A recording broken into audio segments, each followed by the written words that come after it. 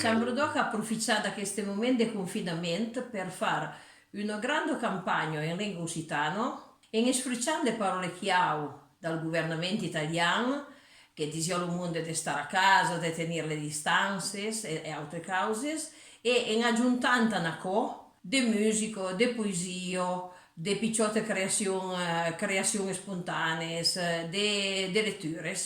e a bu ne sguardo particolare al sito della Ciambrodoc e demandando alla gente che adesso avere i contenuti che chi di sus erano.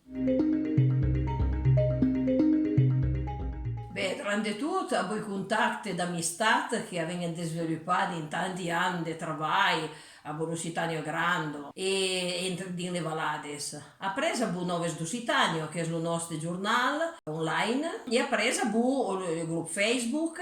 e ha avuto iniziative come la campagna sul coronavirus e come una grande iniziativa come il premio Stano scrittura in lingua maire.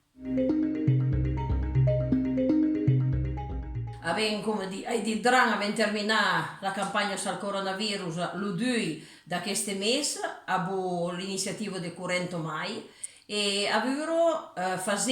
cominciato tutto in lavoro per il premio Stano scritture in lingua maire, edizione speciale 2020 online. 15 ore di lingua online che si terrà lo 5 e lo 6 dal mese di giugno.